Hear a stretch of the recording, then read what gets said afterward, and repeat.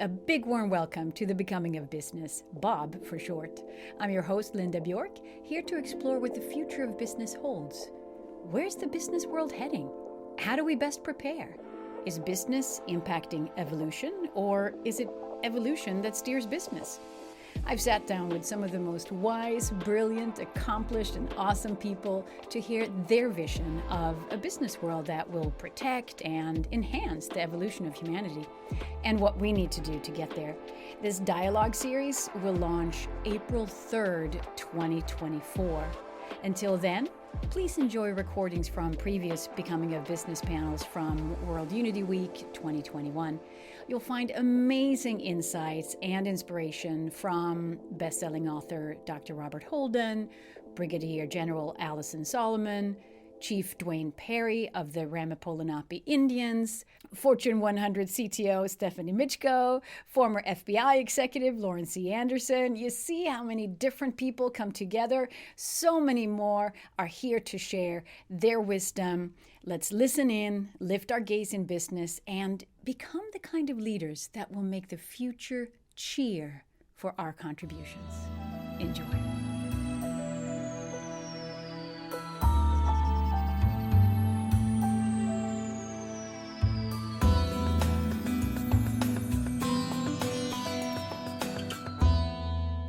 Well, first of all, welcome to the Becoming of Business. Thank It you. is such a great time to explore what we're going to do with this teenager called business and this sort of egocentric, this non-sustainable, this me first teenager, and what can we do to shepherd this teenager into adulthood. And one of the ideas with the Becoming of Business is to really listen to the space in between these different perspectives.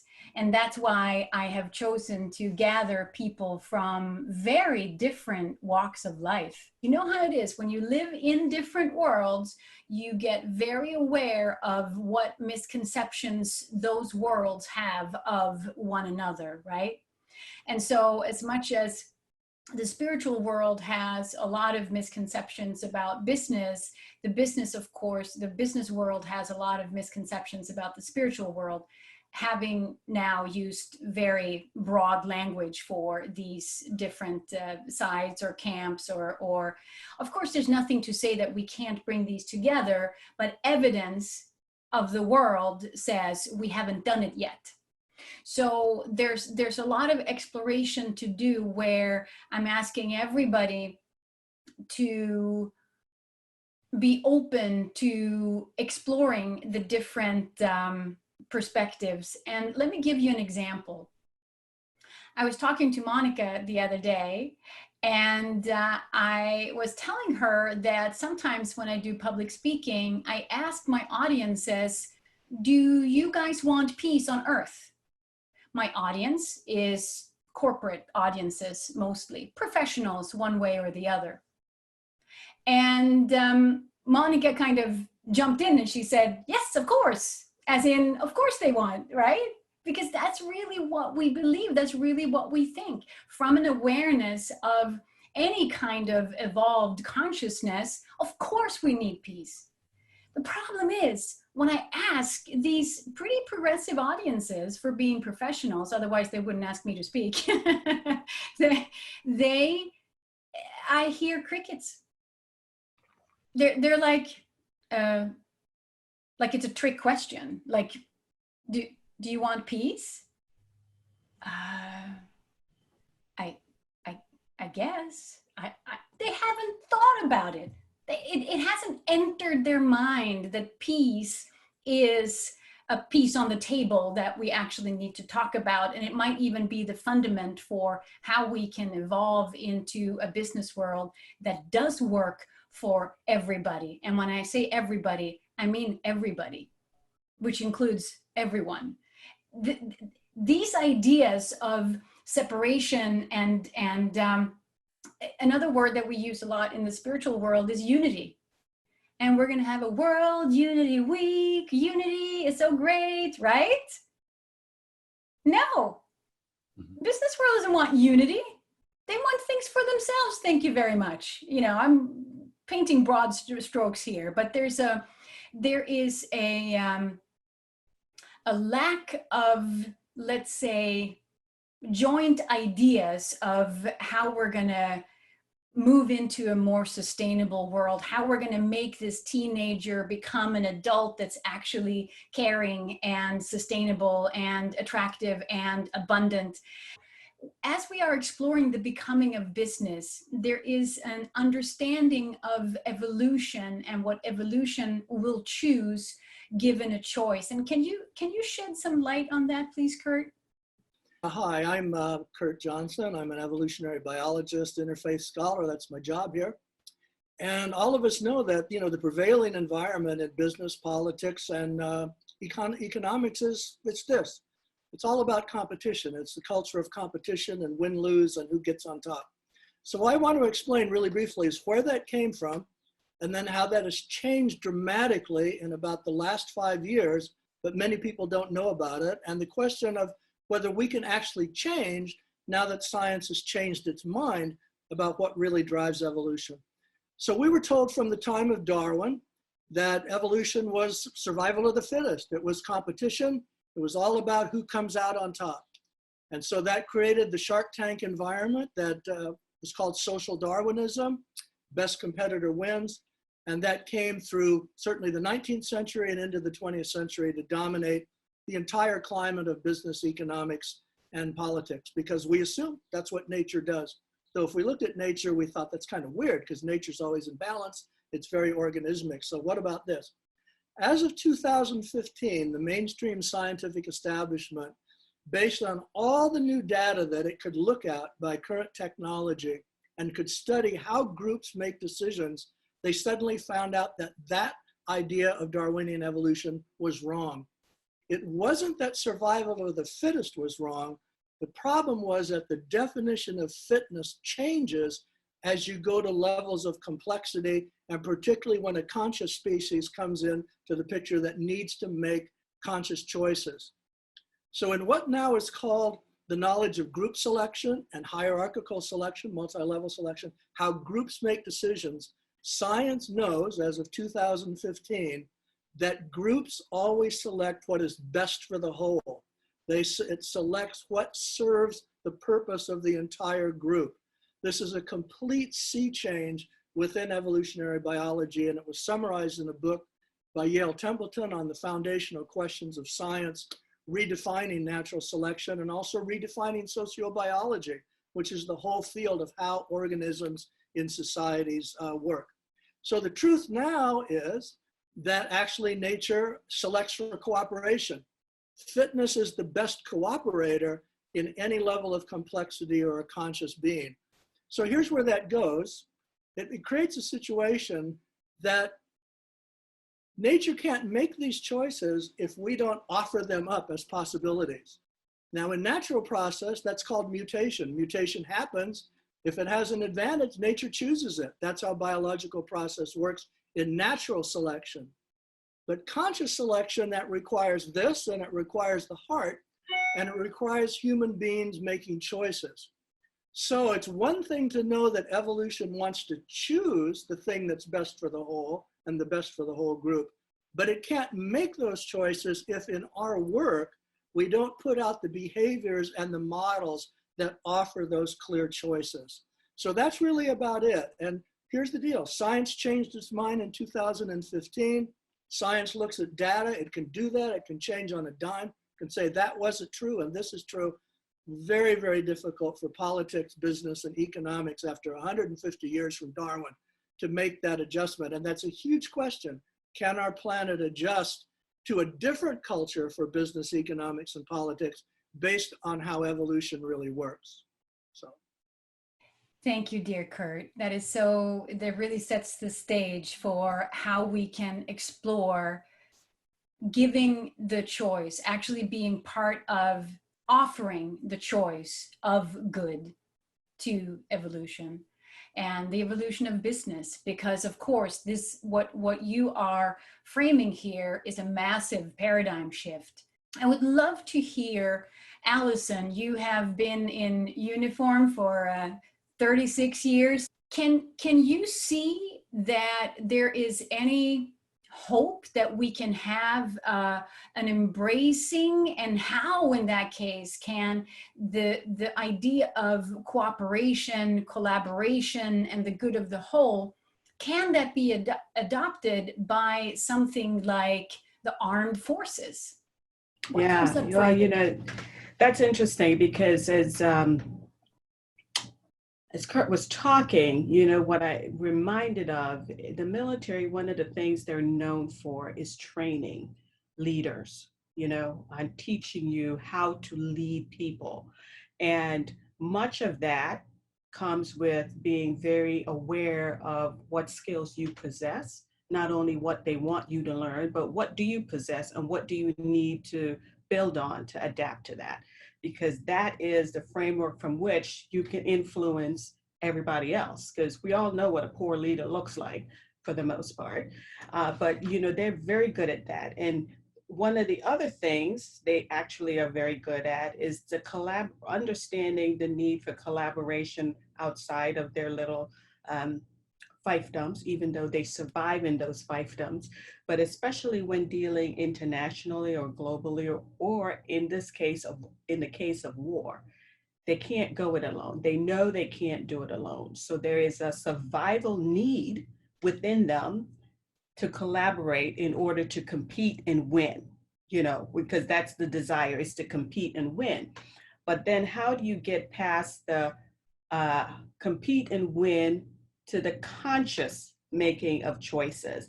And I think the military is struggling with that today, certainly as it relates to dealing with women and people of different race and diversity.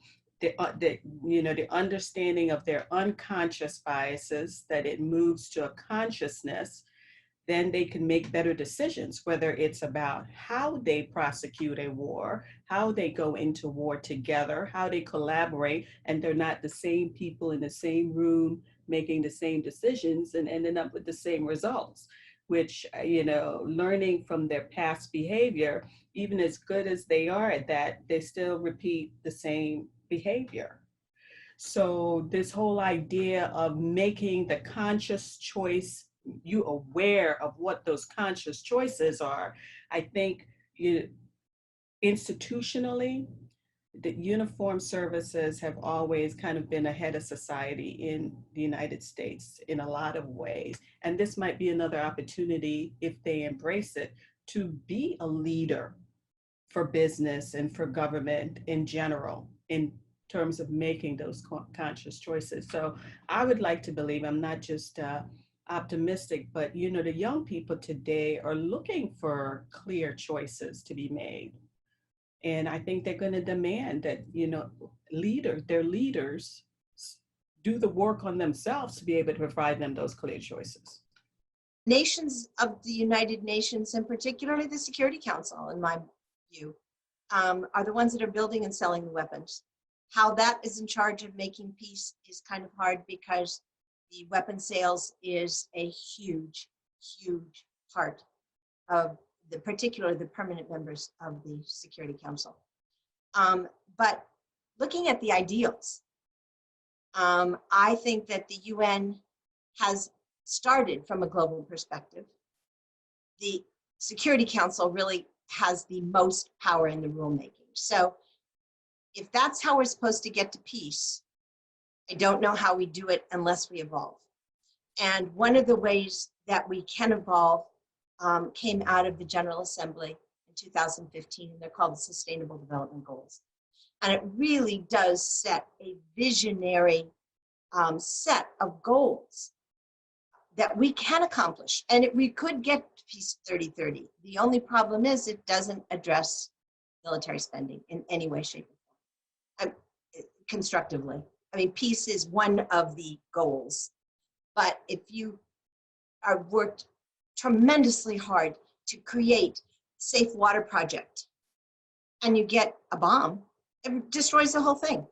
So we really have to look at what is the big picture. We cannot live after a nuclear war. We cannot live with climate change as it keeps going up. It might be a slower loss, but we even know this. And with the scientific proof, the fact that it's trying to be refuted by people who claim to be smart is almost unbelievable to anybody who is looking at what can happen.